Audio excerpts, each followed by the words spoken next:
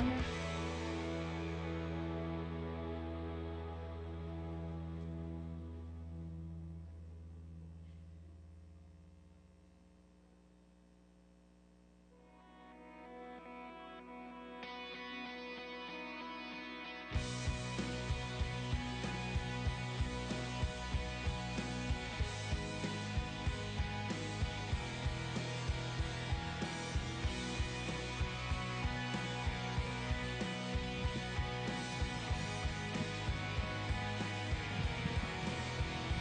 Redeeming love has come to us, the broken and unclean.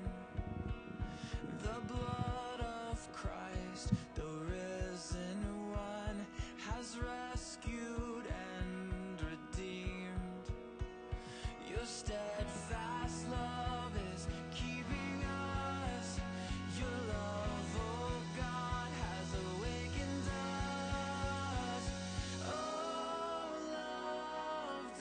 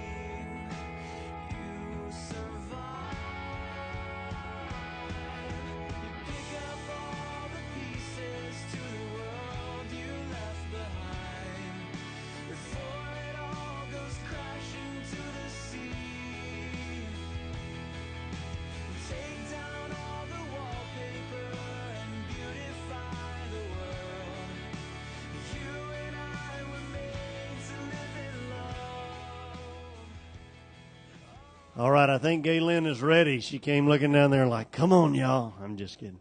All right. We're going to go ahead and get started. Let me open us with a word of prayer, and then I'm just going to turn it over to Miss Gaylyn. Thank you, Gaylyn, for doing this for us to share with us, and thank you for everyone who is here tonight. So let's go to the Lord in prayer. Father, we thank you for tonight and the opportunity that you give us to hear how you have been at work. And, Lord, not only for how you have been at work in the past, but also, Lord, what might be the opportunities in store for us in the future. God, what have we learned in this mission trip that, Lord, we're going to be able to take and to apply in future days. And so we thank you for the opportunities ahead for us. Lord, I pray that you will just calm any anxiety that Gaylyn may have, and that, Lord, you will just speak through her. We thank you for the diligence that she has given to prepare this, and I pray, Lord, that you bless this time together. It's in Jesus' name that we pray. Amen.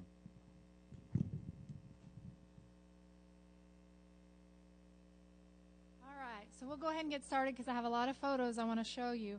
But I first wanted to give you a little bit of background history about me. Some of you may know a little bit about my testimony and some may not. So I was raised in a Christian home. I went to a Christian school, went to church since I can remember.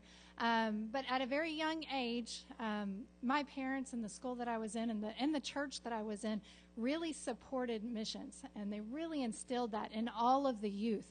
And one of the things I was taught at a very young age was Matthew 28, it's right in my face, verse 19 and 20. Go therefore and make disciples of all nations, baptizing them in the name of the Father and the Son and of the Holy Spirit, teaching them to observe all that I've commanded you.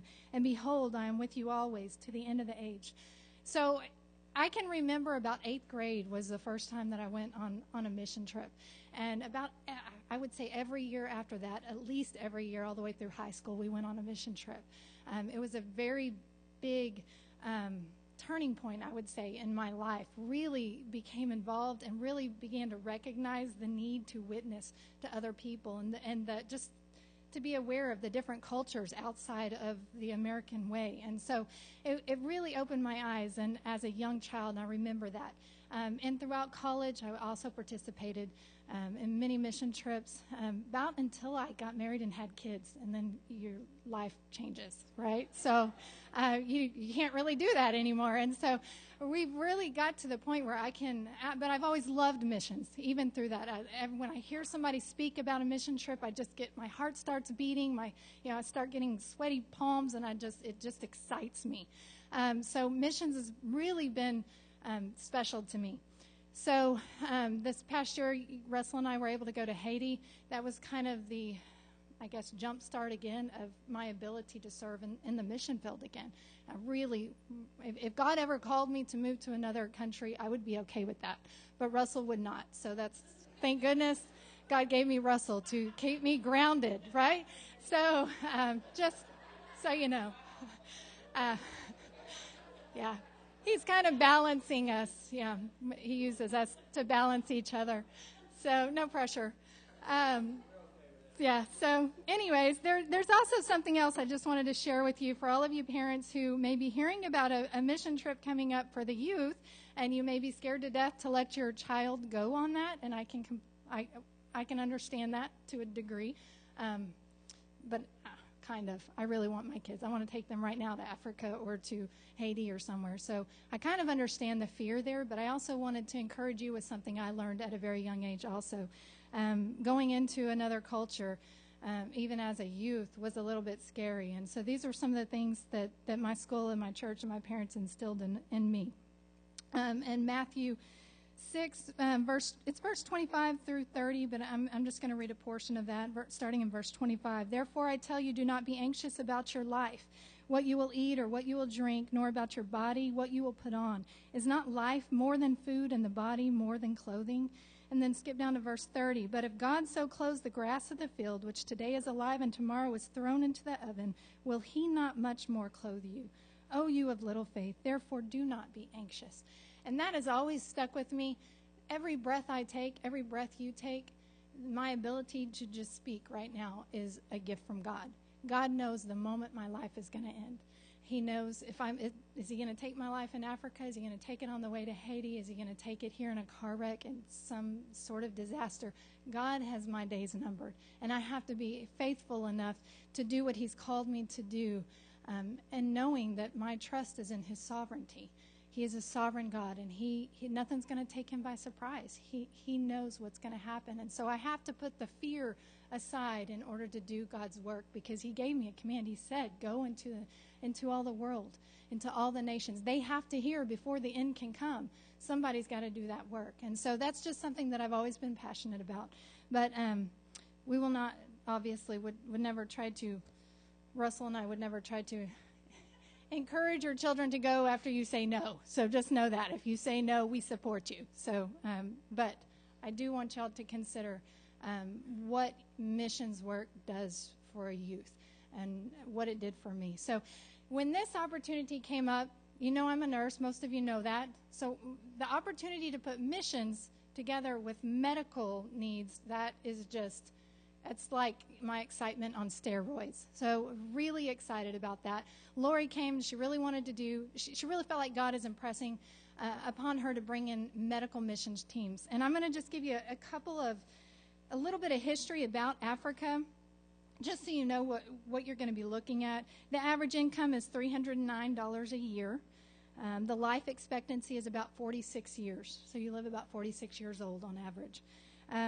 42% of adults are illiterate. I can't even say the word, illiterate. I spelled it with one L first, which was really bad. So I couldn't even spell it. That was sad. Okay, so 29% of children less than 5 years old are malnourished. Africa accounts for 40% of the world's communicable diseases, but has less than 5% of the world's health care workers. The World Health Organization, they recommend a medical personnel, a doctor, for every 5,000 people.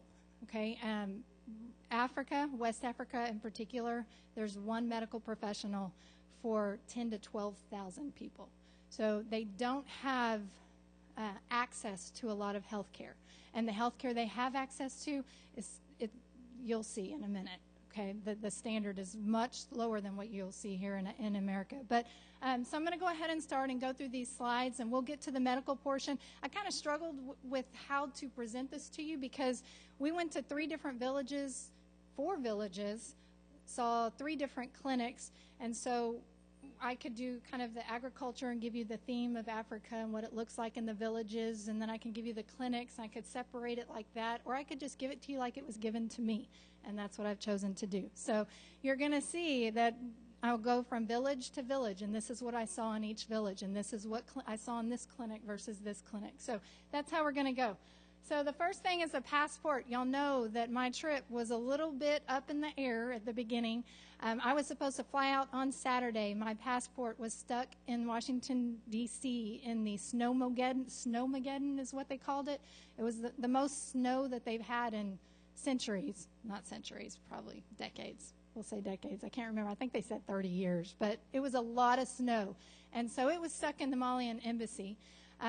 And Friday, before we're leaving on Saturday, is when it all kind of fell into place, and even the embassy was calling me. If you don't know that, the embassy called me multiple times to say, "Hey, is your person going to come pick up your passport? Is everything okay? Is everything still on track?" And so they're calling me, trying to help me get my passport to Texas by that next morning. And so I don't think that that's normal, that an embassy would call me on my personal cell phone multiple times, but they did, and that's how God really worked that out. And so anyways, I actually went knowing that this was going to be a medical trip. It was actually going to be a vision trip. So we were going to figure out all the details and logistics of how we can bring medical mission teams in. I wasn't going there to really do medical mission work. And honestly, I didn't bring my stethoscope. And part of that was because of poor planning, because we really thought the trip was going to be canceled. And I didn't bring it home from work that day. And then I didn't bring a blood pressure cuff. I didn't bring basic stuff, right, to do a medical mission trip. But you're going to see how God worked all of that out, which was pretty amazing. So got my passport. It was actually it was overnighted and flown to Fort Worth. I picked it up from Fort Worth across the street from the airport and drove to the airport and got on my flight. And it all worked out. And God said, "Oh, ye of little faith." That's what he told me. So that was special. Okay, so the first thing we did when we got to Africa, well, first thing, in the airport, my luggage one of them did not make it. And so Lori can't come inside to help me translate to the people who I'm supposed to fill out all these forms with. So that was real fun. But God gave me this young man to help me with my luggage, and he kept pushing me in the line. Go, go, go. He kept pushing me in front of people. I'm like, let's not do that. Really, I'm okay. I'll just wait my turn. And he just kept pushing me. So anyways, that was fun. The guys, they ended up laughing at me. I stood against the wall and accidentally turned the lights out on everybody. And it was just a ride. I had to laugh, right? So anyhow, finally got it all together. But anyways, first thing we did was we stopped at a pharmacy just to kind of see what medicines were even available over there. Everything's in French, and they use a lot of medications that we don't use over here that I'm not really aware of. So, and this, they basically, all the educated people, they speak French, as well as, is it Bambara? I've heard so many people say it different ways. I'm going to say Bambara, I like that one. So Lori's also not real fluent in the medical aspect of the language. And so she struggled, just like I struggled, trying to find the words to fit the medication and what it would be for. We finally realized this pharmacy had internet. She said, do you Google? And, oh, yes, we're from America. We Google. It's become a verb, right? So, yes. And so she brought the computer, and I could type in the medication, and then I would find the French translation, and then she would read it and say, "Oh yeah," and then she'd go get the drug. And so that's how we figured out what kind of medication. So we bought some medications while we were there at the pharmacy before we headed out to the village. This was her and I just looking over the computer trying to communicate. So that ended up working out really well. And then we headed off. This was a quick trip. We had a lot of places to visit, a lot of people to see, right? So we got right on the road. That's a pretty nice road. If you ever turn off that road, it's not nice. But we pulled over and we ate because that's what you do. And then this is the road right when she turns off of that nice road on toward her village, toward Carjasso. And that's basically what you're going to see. And I know some of y'all have heard presentations on Africa, so you're aware of this, but I'm just going to go through this for those who haven't so they can get a feel of the culture and what it's like.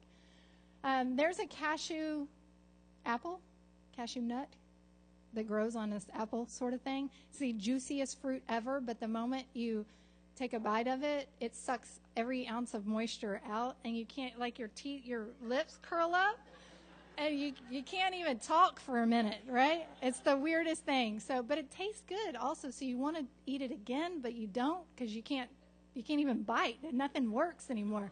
But so that was an experience. Lori made me try. I didn't put the picture on here of what my face looked like afterwards, but that was fun. Yeah, I know. Here's a little bit of agriculture. Got this somewhat for Russell, but for y'all as well. If you'll notice, the mounds on the ground are pretty rough. That's, I believe, a groundnut. One's a groundnut, one's a peanut, and I can't remember which is which, but you'll see the picture of the next one. And then there's lots of mango trees and the cashew trees as well. There's a mango tree. See lots of those, and they were not ripe, which was really sad. I was like a couple of weeks too early. But we did find some ripe eventually by the end of the trip. Then they had papayas, lots of papayas. Tried one of those for the first time. Not as good as a mango. And then you'll see these lumps on the ground are sandy. They're much more smooth. So that's the other nut. It's a peanut or a ground nut. So that's what they grow there as well.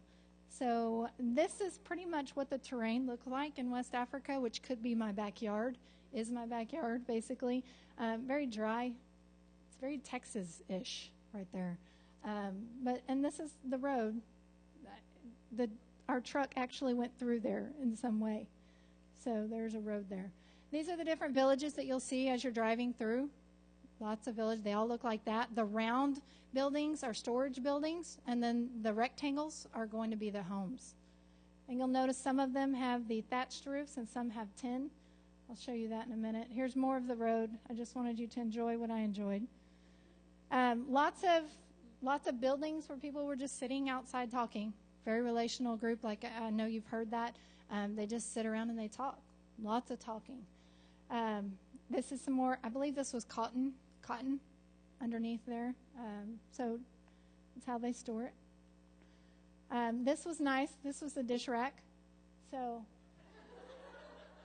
no dishwasher, but I thought that was pretty neat.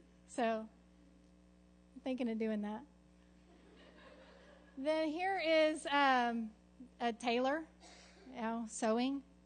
They actually, I saw them, they'd have a motorcycle and they'd have it like bolted, the sewing machine bolted to the motorcycle, the moto, and they would go like from village to village. I was at somebody's hut or home, and one pulled up and sewed them something. It was kind of neat.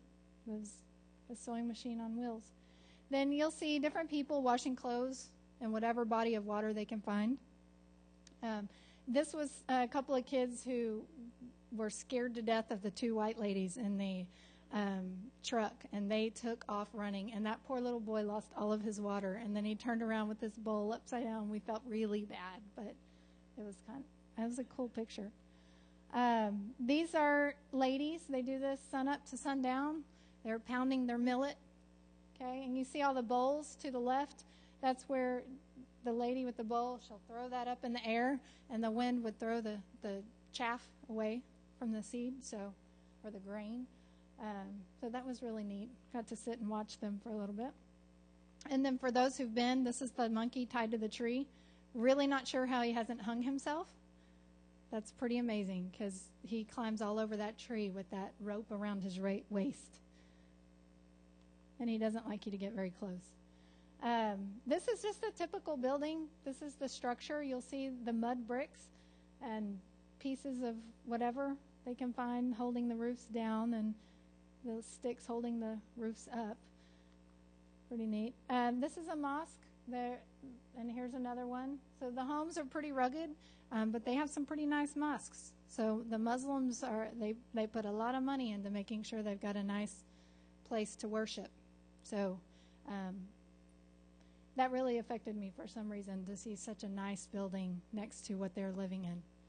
And it's got to impress them in some way that would draw them to it. And that's my fear, that they're drawn to that beauty that's fake. And then this is where we actually get to Karja. So, and Lori and I, it took us a considerable amount of time to figure out how to get the camera timer to work and sit on the truck correctly to take this photo. But we managed, and that came out pretty good. This was a hedgehog I found lying on the ground. He was dead, and he smelled pretty bad, but I've never seen a hedgehog before, other than the Sonic Hedgehog game. And so I thought, I'll show this. Yeah. He smelled really bad, but he's still cool looking. Still cool.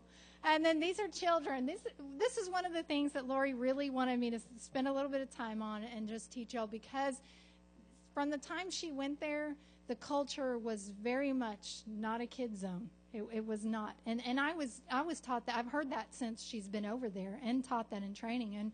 And as we went, I saw her, she's playing with the kids, and the kids are all over, and they're sitting with us, because I expected them to kind of stay back. I think my idea of what it was is they really have to kind of keep their distance. They were all over everybody. They were even sitting with men, and which I have some pictures of.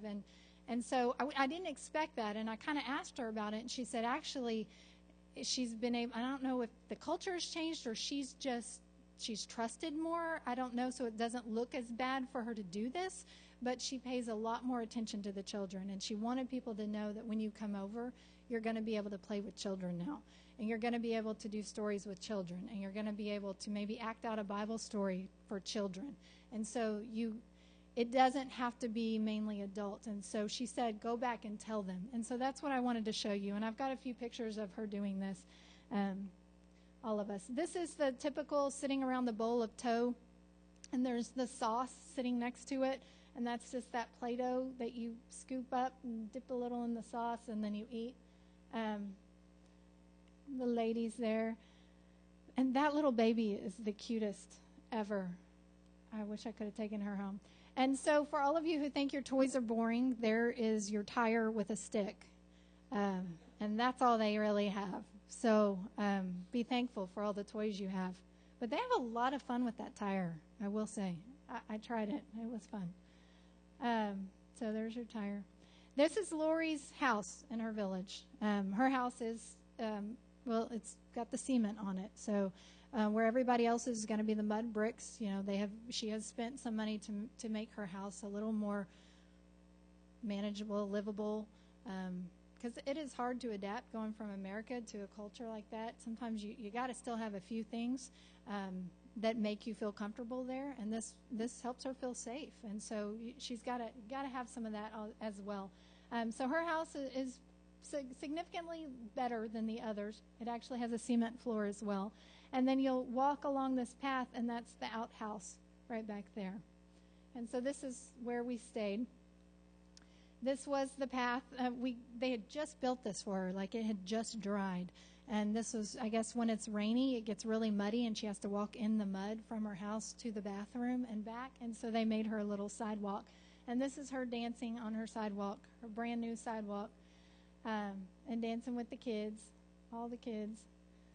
And he's the cutest boy, and you'll see him later in pictures. They all wanted photos, all of them, so I gave you a couple of them. They're all working. The kids are even working. They're carrying, I think this was some rocks to make one of those round buildings that they kind of put the rocks up in mud together and kind of smooth it in some way. But that's what I was told that was what that was for. Little girl carrying water. But that's the village, pretty much. You walk along that little path from house to house. This struck me. All the ladies have a baby on their back, all of them. And if I ever have another baby, just kidding, no pressure. No pressure. But if I ever have another baby, I am really going to master the art of putting it on their back. That they can do anything with that. I'm not kidding. They do everything with a baby on their back. But this is a teenager learning to be a mama, carrying her little sister on her back. There you go. And then this is an even younger one with her little bear on her back. I just thought that was so cute. They learn at such a young age how to do that. That's a school teacher's home. Both of those homes right there. Cora lives in this first home, and you'll see her. She's the one that cooked for us. She cooks wonderful. And that's the view from the schoolhouse right there just across the street from Lori's house. And this is the schoolhouse. And I took a few photos of this for a couple of reasons. We're trying to figure out where we could hold a medical clinic in Carjasso, because Carjasso doesn't have a clinic at all. There's no medical care there. You have to drive to the nearest village, which is Kai, in order to get to a clinic. So we're trying to figure out different locations where we could house these. So that's why I took some of the photos, but I also like the drawings on the wall. Everything is taught in French. French is evidently the actual official language. However, most of them speak whatever dialect of whatever they've been raised on, Bambara, Dune, Jaw, whatever it is. So, but they're actually taught in French. So they do have some French background at a young age. And this is their geography lesson with chalk on the wall. And I'm a horrible artist as far as drawing, so I could not be a school teacher there. But this is how they teach. And then there's I love that circulatory system and your digestive system right there on the wall, drawn. And I could never draw that so beautifully. They did so good there. It was accurate, so just so you know. Then this is just chickens, goats. They're everywhere. Everywhere. This is Lori pretending like she's going to beat that child. See the stick in her hand? I just love that. But they're running around laughing, and she's laughing, so I promise she wasn't hurting them. And then this is the pump. This is the cleanest water, the deepest well there with a pump on it. And this is the runoff. You'll see where the donkeys or whatever wildlife there is kind of drinking the runoff from that. And then some beans. This is one of the other meals that they eat. They ferment it and soak them in water, and they actually ferment them in some way, which doesn't sound very good, but then they brought me a bowl, and it was actually really good. This is the well that does not have a pump, and it's not as deep and it's not as clean. And so but it's a little bit closer inside the village, so they do use this as well. This was a little girl pulling these heavy bags of water up out of this well to fill her buckets. But I just want to draw your attention real quick. I don't know if you can see it from where you are, but her hair, you see how it's a little bit orange? It's not black, it's orange. And her belly is distended. And it's probably not a really good picture, but I want to draw your attention. That is that's a symptom of malnutrition. So this child right here would be your poster child for malnutrition in that aspect. So she definitely is short some vitamins and nutrients, and so she could use some care. This is them showing me how to do it. And there's no cover over that well either, and they are letting kids do this. So that just impressed me. So the kids constantly wanting to hold on to you to the point where you have to just like tell them to let go, especially when they start fighting each other and kicking to hold your hand. So that's time to let go. This was another building that we considered. It's another schoolhouse. I don't think it's used as much. It's a smaller building toward the front of the village. But this was a building that we were considering using for the medical clinic because it's right, you enter Carjasso and it's right there on the left. And the road is literally in front of that building. And the only problem is that there's not a lot of light. And, of course, there's no electricity. So lighting would be an issue that we'll have to figure out for medical teams that go in. And if you're at that door, if you see that door, and then you turn around, this is what you're going to see. And this is kind of what we thought would be a perfect waiting area. Most clinics, you wait outside, outdoors. And if it's a covered area, that's great. But it may not always be covered. You may have benches in the sun. So there's at least shade tree right there where you could set some benches up and have a medical clinic right there. This is Jock's youngest son. Cute, cute, cute. He wasn't as happy about being squeezed as I was as happy about squeezing him. So only saw him for a couple of minutes, and then we had to walk on. This is when Lori and I, when we first get there, we're walking from house to house greeting everybody. And so didn't have any medical stuff with me at this moment, just walking. And this was a lady who was pounding her millet, and she let me try it once, and I was not good enough, evidently, so she took it from me immediately. She let Lori do it a couple more times than me, but she pretty much took over. So that's what it looks like, and this is kind of what they use to pound it in, and I managed to get one into my trunk to bring home just because I liked it so much. But it's a tree stump, and they have this log, and they just pound it until there's nothing left of this tree stump. And this one has a hole in it. I bought it from a shop, souvenir shop for tourists that come through and want to bring something back, and because I don't think they would find much value in it anymore. They don't, but I saw a lot of value in it. Just there's so much work, I know, so much sweat that went into this one piece of wood right there. Anyhow, just struck me as very neat. I'm sure there's a sermon in there somewhere. I'm going to write that down. I'll let you borrow it. We get to Jock's house, and we're going to, just kind of visit with him. And then he shows us his son is not feeling good. And so I run back. I tell Lori, I think I can find your house. I think I know where to go. And it was not close, and I did not know where I was going. I was just the lone white person roaming through this lost village. And so anyhow, I managed to find it somehow and get back. But Lori said she had started to worry about me because it had been a while. So I grabbed my stethoscope, but I didn't grab a bag full of medicines. I don't know what I was thinking. I grabbed the stuff that I knew I needed to assess him, but not treat him. I don't know. I guess I was worried about just getting back there. It had taken so long. So listening to him, he was congested, running fever. He was really hot. And, of course, the first thing they do is they put long-sleeved shirts on him and things like that. And so trying to get him to take his, put a cooler shirt on him. And anyhow, had to end up going back. This was us praying for him as well. Ended up going back for the medicines, and they didn't want me to have to walk again, thank goodness. So he drove me on the moto, and that was exciting.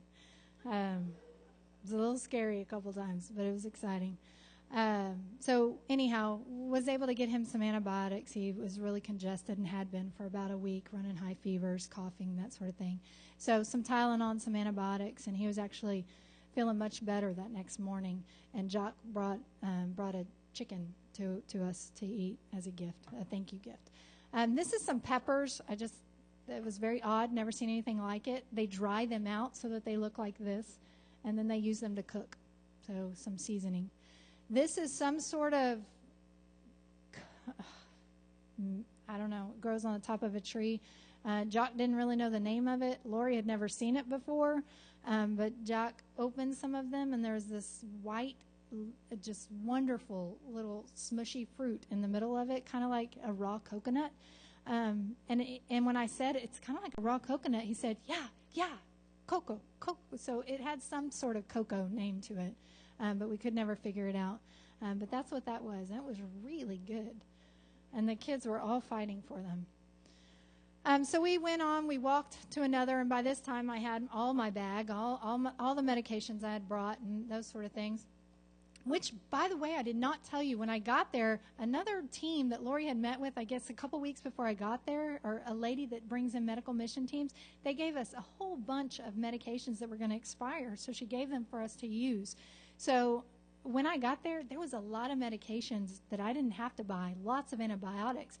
So it was just waiting there. All I had to do was, organize it and pack it and that sort of thing. So that was a blessing to not have to buy all of that. But I really didn't expect to do medical stuff there. But turns out we got to this guy, and Lori and him were laughing and chuckling. He always jokes with her about how she's going to marry him. He's got a wife, by the way, sitting right there.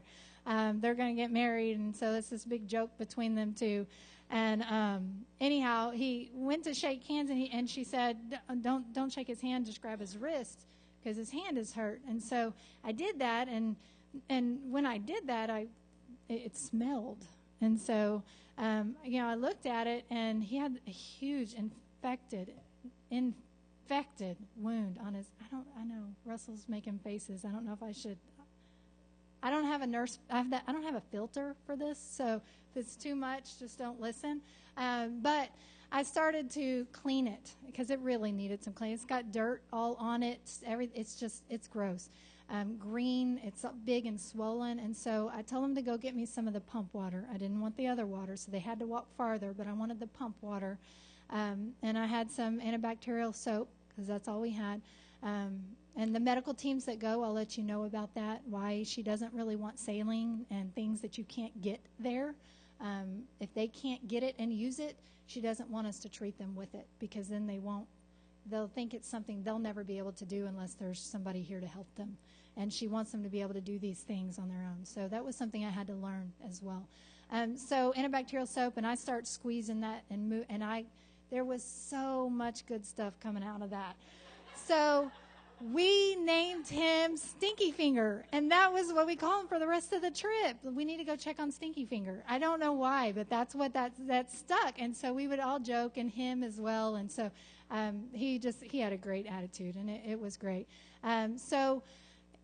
Gauze was not something that she wants either. We can't use gauze. What they know is a strip of cloth, and they wrap it and tie a knot in it, and that's what they know, and that's what they can use. And so then we had to talk about, well, how do we keep it clean then? Because they can't keep the same cloth on that. So we had to teach him 2 strips of cloth. At night, he has to wash that with this antibacterial soap that we gave him. He has to hang it out to dry, and the next morning he switches cloths, and he does the same thing, washes it, and gets it ready for the next day. So that's something that we were teaching them.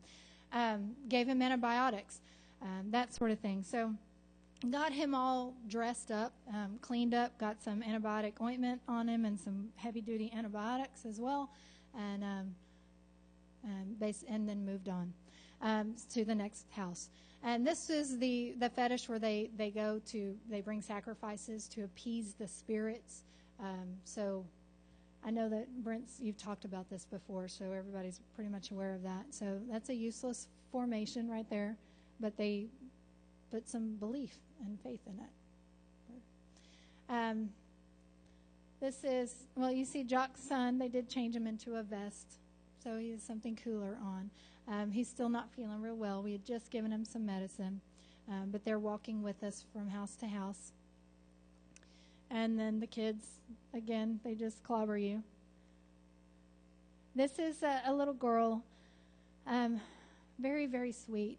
And I didn't show a picture of it because we didn't have a picture. One of the other houses we went to, there was a lady, pounding away with her baby on her back, the millet. And she looked up, and her and Lori have a funny relationship. They argue really mean and gruff, and then they laugh and hug. So that's their relationship. But she had a really, really bad case of pink eye.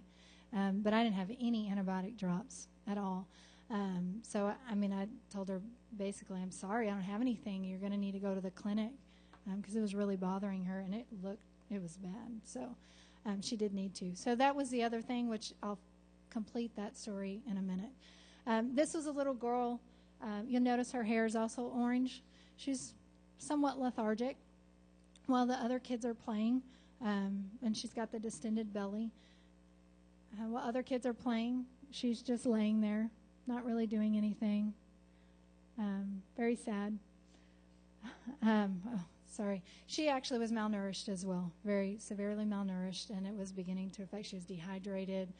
So we were able to give, because that other medical group left us medicines, they also left us, what do you call them? They're packets of like oral rehydration salts and things that you put into water and you drink it, and then also vitamins, multivitamins for kids who are severely malnourished. And so we were able to give her that and teach her mom to give her those drops once a day. And so that was something that I was very glad. I wouldn't have known to have taken all of that. I wouldn't have thought to really go to buy those sort of things. So God was just really preparing and laying out everything that we're going to need to do when medical teams go in. This is what you're going to see, and this is the supplies that you're going to need to take care of them. So anyways, that was neat. This was, that's Cora, the school teacher, the one who, she let me stir that for like 2 seconds for a picture only, and then I had to get away.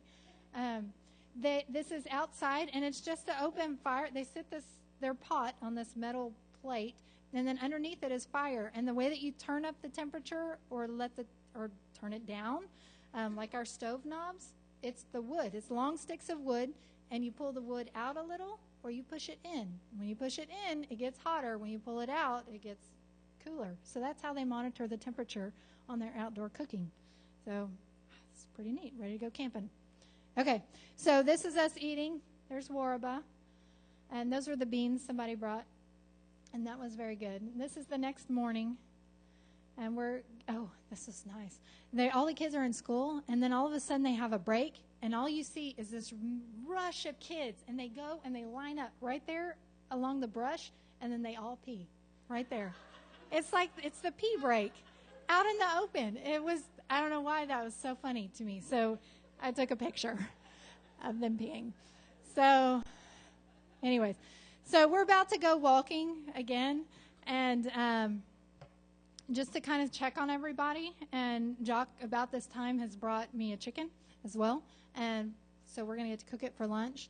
But we didn't get a picture of that because at the same time, they brought this little boy. And I don't know if you remember that little boy with just this face and this big smile. That was the same little boy. But I didn't notice the day before that he wasn't using his hand at all because there were lots of kids around. And so they brought him to me, and they said, basically, what do we do? And we're about to take him to the clinic, but is there anything you can do? And I didn't take a picture before I treated this, but you see how there's a white ring with a pink circle? There wasn't a pink circle. It was just all white. And it was this huge mound of pus, basically, and his hand was red and swollen and very, very stiff. And he had had this for a while, and it had just got more and more and more infected. And I didn't bring a scalpel, something else God showed us we're going to need for various things. So they ran and they bought me a brand new razor blade, and I had to sterilize it with some alcohol, and that was all that I had. And the moment that I pierced the skin, it just shot. There's so much pressure. Lots and lots of good stuff. Good stuff. You're doing it. It's so rewarding for a nurse. I don't know why, to see that. Okay, so this is the little boy, and bless his heart, and we put ice on it to numb it. I did at least try, but that was something else. We really needed to be able to numb some things. And so I'm writing all of this down as God's bringing all of these different, situations to us. I need needles. I need some lidocaine to, make this little boy not hate me and scream to death. And I'd given him a piece of ice, and we had numbed it while they ran to get a brand new razor blade.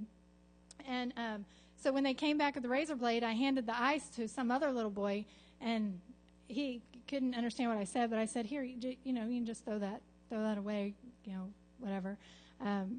Well, this is like 30 minutes later, he hands me the ice because he can't hold it anymore. I'm like, you're still holding the ice? I didn't mean for you to hold it the whole time. So anyways, I was kind of funny. So cleaned him up, got him some antibiotics, some antibiotic ointment, wrapped it with cloth again, told the mom that, gave the mom instructions, showed her how to medicate him, that sort of thing. So that was nice. And we need a good scale. We brought a luggage scale, and so basically had to put him in a cloth and hold him with luggage to weigh him so that I could give him the right amount of antibiotics. So we need a digital scale. So there you go. So we went and looked for Stinky Finger, and his finger looked so much better. This is the next morning, and he said, I have not slept so good in weeks. He was so thankful, and he had it all wrapped with his clean cloth. It was so nice to see that they had actually done what we had asked him to do. And so this is us looking at it and then putting the cloth back around it. And there it is. So that was very nice. This was the little boy who, as we were walking and checking on the other people, he ran up and put his hand into my hand because I thought he hated me because I made this boy scream. And he just held on to my hand. It was so sweet, but it was also good to see that the mom had also obeyed instructions, and our teaching, I should say, and wrapped his hand up, took really good care of him. The mamas really do take care of their babies when they know what to do.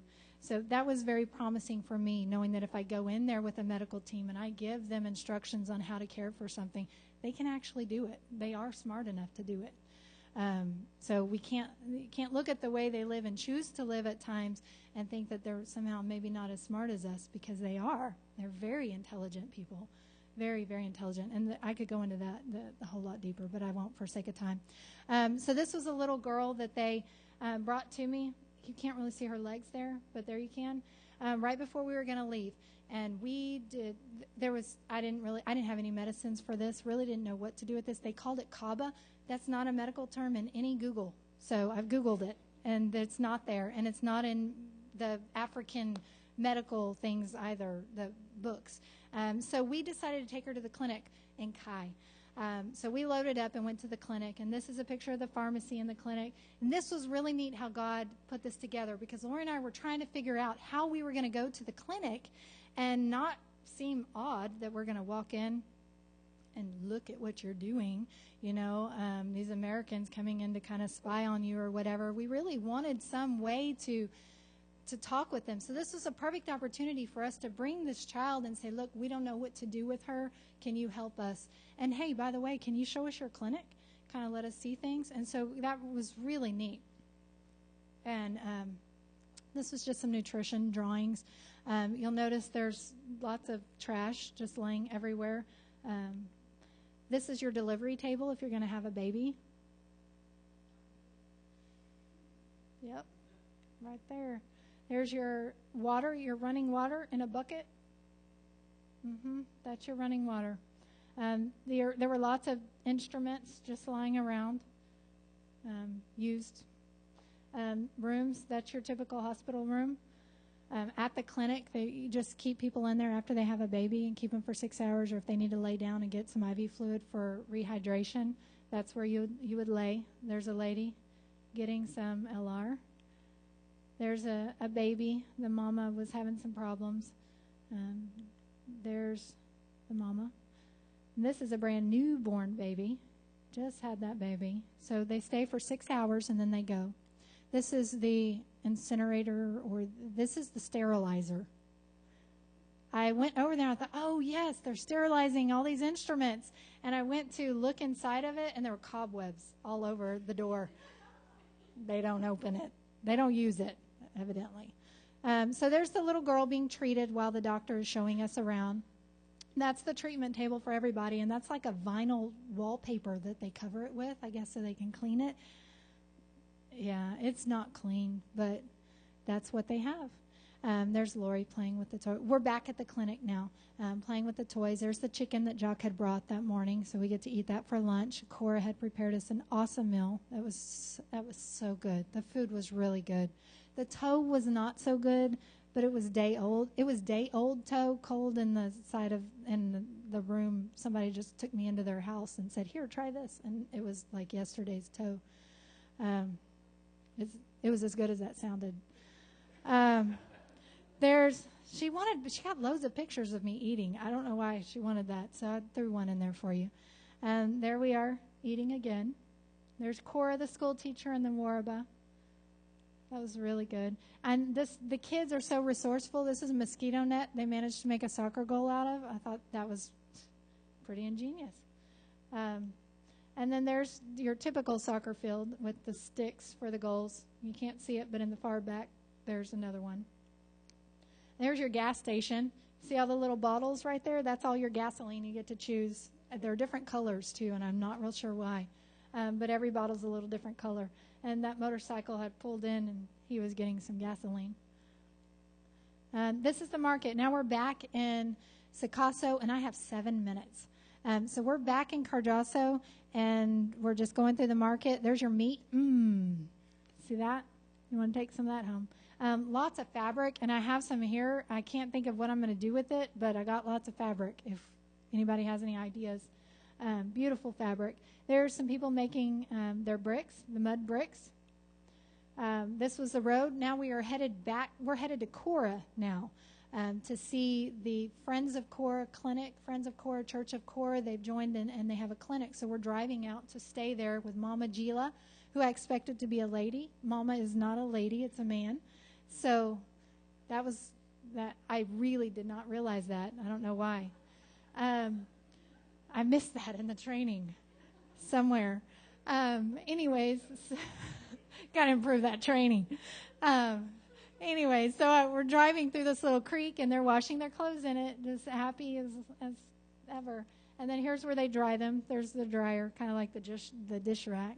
So thought that was neat. And this is the side of the road.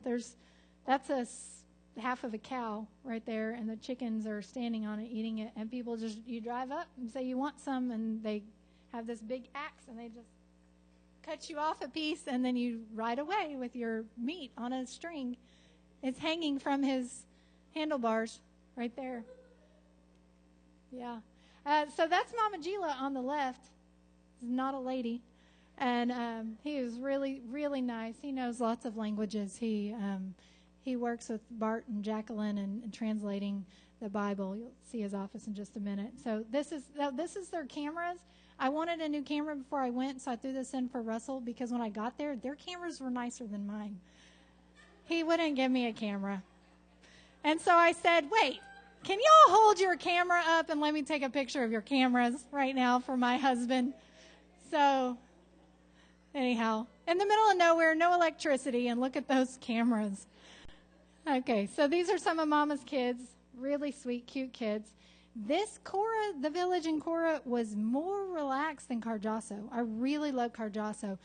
But Cora the children were all over the men. They sat with the men. The women would be over there, but the children were sitting here with the men. It was very different than Cardoso. Even though Cardoso was lightened, a little bit on that, Cora was even more relaxed. This was the home we stayed in. This evidently was the main home and Mama's home because as Lori and I were there, people just kept walking in. We could have been dressing, trying to sneak a Pringle or something, and people just walk in constantly. So evidently they gave us their main home, their nice home, which was, that it was very nice of them to do that. They didn't have to. This was the bathroom. You go to the right if you want to take a shower. There's a hole where the water can drain. You just pour a bucket over you. And if you go to the left, that's where you go to the bathroom, and that's the hole. So just so you know, for training. This is inside Mama's little courtyard. I just think that's so neat that she was making brooms to take to market. They were having market pretty soon. And so watching her bundle all those up and use her machete to cut them off perfectly, she worked really hard on that. So those are their brooms. They don't come with sticks. And there's your hay bales, which I thought was neat, but I guess coming from being married to Russell, I would notice hay bales. But there's the clinic. So we immediately go to look at the clinic because that's really what we're here to do. We're here to figure out how we can bring in a medical team to help work with this clinic specifically. And so this is the clinic. That's a maternity ward that they are building, which should be done, I think, by now.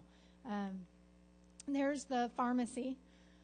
And they just let us walk in, and it's not secure in any way. There's the beds. They have the same sort of beds that the other clinic had.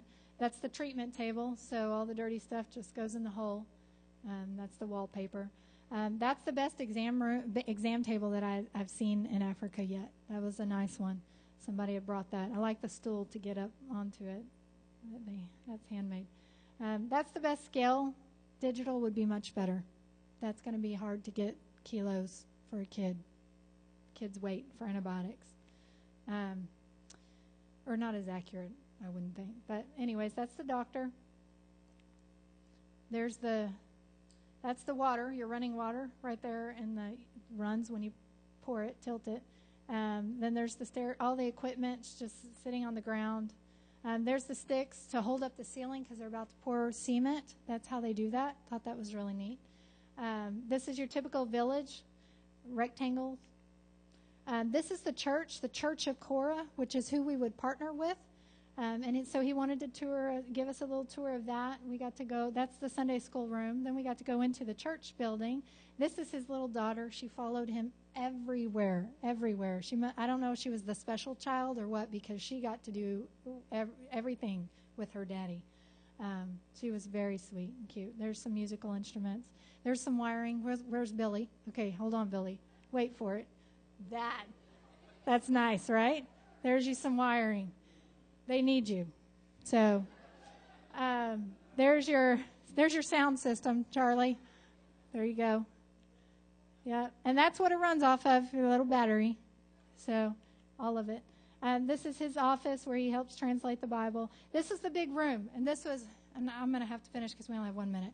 I'm not going to get through all of it. But this is the big table. We sat around with all the men, all the elders of the church, Lori and I, and then the little girl who just stayed with us the whole time. And we talked about what it would look like for a team to come in and what they would need help with, and all the logistics and what kind of contracts we would need, because the Canadian government, they have an organization that works with them as well, and they partner. And so we can't come in, and we don't want to step on anybody's toes. And so God has just really opened the door. We've actually started a contract with them. We're kind of working through all the wording and the details to show that we're not going to, we're not coming to take over in any way, but we can also come and help them, come alongside them. And they see it as us coming in and helping educate their provider, because their doctor, I've actually, as an RN, had more schooling than their doctor has had. And so there's a lot for even the doctors to learn. And so they're very willing to, they're open to us coming in and helping them. So we were able to work through a lot of those things. This was the thatchet roof versus, if you see a village, you pass it and it has tin roof, they have more money coming in. If it's all thatchet roofs, it's a very poor village. So that's one way you can kind of tell, their economic status. That's the bowl we've already seen. Lots of. This was church. They actually had church on Thursday night when we were there. We were there for it, and it was pitch black. You can't see anything. There's no lights, and there's just this music going and this drum, and they're singing. It's really great. And then so I said, Lori, can I take a picture? Even though I can't see anything, I knew my flash would go off, but I didn't realize my flash would go off. And I click, and everybody and so it was really bright. But anyways, it was really nice to be there. And Mama Gila, here he is opening all of your cards that you sent for him. And if you'll notice, there's a TV running off of a battery in the background. They actually have a Christian station, which they don't have running electricity, but they have a TV with Christian station. And man, there's so much good stuff, but I can't tell it all. I can't. We are out of time. This was a road. That's not really a road. This is Mama Gila. We were going to another clinic in another village, and he wanted to. He knows a shortcut, right? And so we take off, and this is the shortcut. And those are not small little crevices.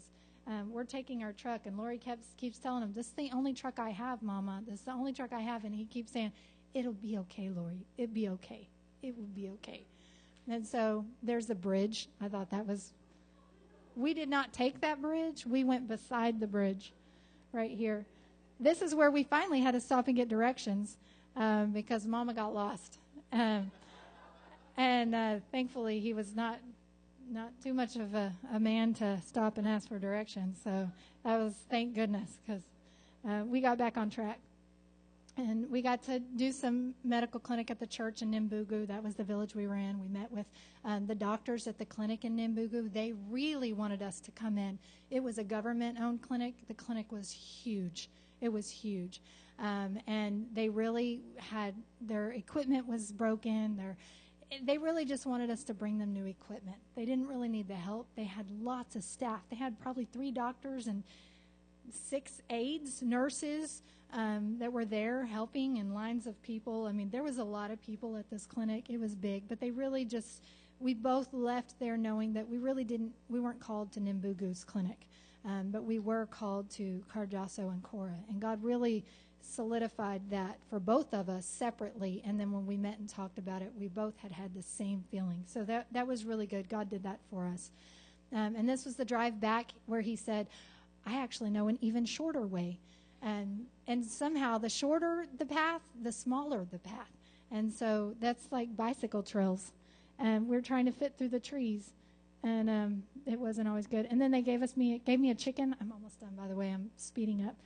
Gave me a chicken. The lady did right there. She did not have anything. Husband, she was on her own. Her children had moved away, but she gave us a chicken. It was very nice. And so we were about to leave, so we didn't really know what to do with the chicken. So we tied its legs, and it sat under the truck while we packed up our stuff, and then it rode home to Lori's house with us inside the chairs, or our beds in the back end. And it made it alive. This, I'll just skip this. That's just a funny story. That's the circle of death, where you have to turn around. There's a nursery. All their plants are inside these little plastic bags. I just thought that was so neat. You see the plants in bags over there. This is a furniture store. If you can fix your eyes right, you can see all the different beds on the side of the road. And this is your bags of water that we saw in Haiti. They also have these in Africa. So if you get thirsty, fruit stands, lots of fruit stands. Who knew you could get Vietnamese food in Africa? So these are Nims. Really good. I suggest if you go, beg Lori to take you to get some Nims, because they're really good, like egg roll-ish things. Very good. That's the Nile River, and you'll see they have crops also right there. Beautiful Nile River. There's lots of trash all alongside it, but those boats were just beautiful to me, hand-carved, sitting right there on the side of the Nile, just begging to be used. But I didn't. We were traveling fast. I must be done. Okay. So that's all I have. So that's Africa. We have a lot of things to do. There's lots of needs, not just medical, but because the door has been opened to children as well, we need, there needs to be illustration teams. Teams will go in and can do some illustration stories, that sort of thing. Prayer teams, medical teams. There's lots of things that we can do to help serve in Africa. So I'm sure opportunities will open sometime in the future. We're still working on the clinic and the contracts there with Canada and the Church of Cora, but those are looking good. So that's really all I have. Do you have any questions? And for those of you who need to leave, I totally understand, because I know I'm over. So if y'all need to leave, y'all feel free. Oh, I forgot to tell you. So when we got off the plane, and anyhow, I told her, I said, just so you know, I totally forgot my stethoscope. And she said, there was a lady, Nicole, who lives with Sherry, who had come to the airport with Lori to pick me up. And Nicole used to be in nursing school, but she had since dropped out and gone into the mission field. And she had her stethoscope, which was like a brand new blood pressure monitor and a stethoscope. And so she said, hey, I have one, and I'll let you use it. And so the very first night, fresh off the airplane, I met her right then. She gave it to me right then. I used it for the rest of the week and gave it to her at the end of the week. So that was great. God had provided. Any other questions? Oh, and the eye drops. When we went to take the little girl to Kai to the clinic to get the medications for her legs, I also was able to get some gentamicin eye drops and take them back to the lady that had the really bad pink eye. And so, anyhow, she was so very thankful. She made me some fresh toe. Anything else? What? Yes. Short answer. What? Anybody else? Okay. That's all I have.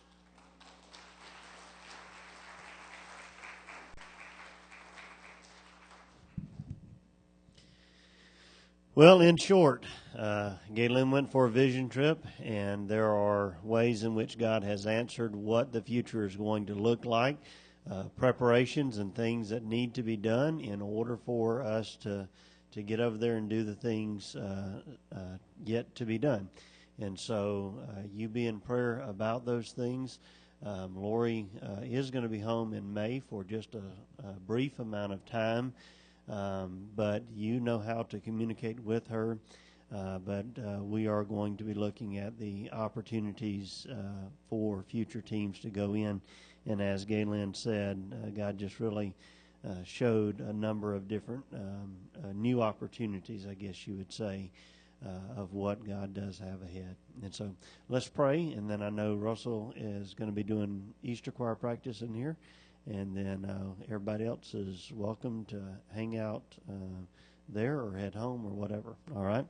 Father, we thank you for tonight, and I thank you for Galen's testimony of sharing, God, how you have been at work. And Lord, we know that there were some dates that we were looking towards, and Lord, there has been some reconfiguring of some of those things, and so we are anticipating, God, what you are going to do in the future.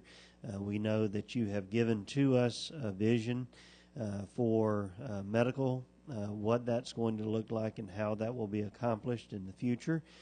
Lord, we know that you have given to us other opportunities ahead, and we just pray for your guidance and direction in that. As Lord, we need you to give us that direction, and so we thank you for the opportunity to learn, and we pray, Lord, that you will help us to take what you have taught us, and Lord, to then go and to seek you in honest prayer, and to say, Lord, what do you have in store for me, whether that would be Mali or whether that would be in Haiti or whether that is here locally. So we thank you for the opportunity. It's in Jesus' name we pray. Amen. Thank you all for being here.